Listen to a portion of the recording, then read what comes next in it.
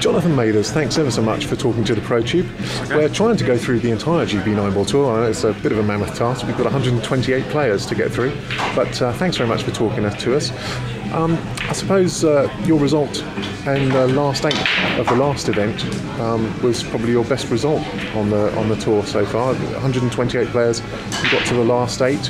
How are you doing in this one? I've played one match today, which is in the pro event, and unfortunately for myself, but fortunately for Mike Rogers, I lost 9-8 in that. So Mike played very well and deserved to win, to be honest. So a bit disappointing, but that's the way it goes. Have you had any time to look around Scarborough? It's a seaside town, a slightly different venue to it's a great venue, I think, for the tournament, because the players get to eat fish and chips and see the bay. We've had a walk around the North and South Bay, and it's a few years since I've been here, so it's good to come back. That's brilliant. You've been here before, haven't you? I think I'm fascinated. I think it's lovely. Little drive around, lovely place. Yeah, I've holidayed here as a youngster many moons ago. So where are you from? Obviously quite local, I guess. My family originally is from Bradford, so they used to come here occasionally for holidays. But I actually grew up in Morecambe on the Lancashire coast, the other side of the country. So I spent most of my youth in Morecambe. Okay.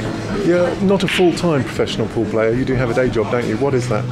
I work at Birmingham University. I'm a researcher at the university, a researcher lecturer. So. Okay. What do you research? Anything?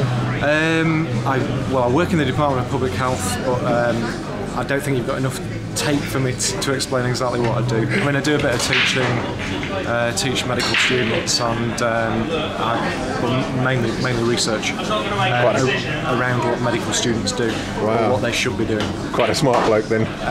No. Just good at fooling people. That's very modest of you. I guess probably most people will know you from the controversy that you seem to court by actually your slow play arts. Slow? Allegedly. And recently you had a game with Tony Drago, who's without doubt the fastest player, probably in Europe, for crying out loud. How do you handle playing super fast players? I've got to say that I probably find it as difficult to play a fast player as some players have told me that they find it difficult to play myself, who's a little bit slower. I mean, why do you play slow? I think, like any pool player who's aspiring to get the best out of themselves, they have to do the things which are most appropriate to do that for themselves, and that's the only reason I do it. It's, I think, related to my personality, in that I'm slightly obsessive in what I do, and I need to be settled over a shot and every aspect of a shot before I play it. That's the only reason. So Tony says he misses if he doesn't play fast. Do you miss if you play too slow? If you play too fast? I've tried playing faster. And people may laugh when they actually hear this. On occasion, I do play a little bit faster for myself. I think it's you've got to gauge how you're doing mentally and otherwise physically at that particular situation, and do the best you for yourself in that situation. So we all know that the mental side of this game, the mental aspects, are huge once you reach a certain level, such as the tour here. So we're all trying to get the best out of ourselves. I think the only negative is that to win a tournament such as this, you have to play a lot of matches, and I think I've suffered when I've got to the latter stages simply through tiredness, because mentally and physically my matches do take slightly longer, so it's difficult in the later stages. So it's interesting to hear you say that, actually. So maybe a bit of on occasion a faster pace might suit me that. Okay. It's a balancing act. Well, thanks for being so frank about that. That's terrific. Thanks very much.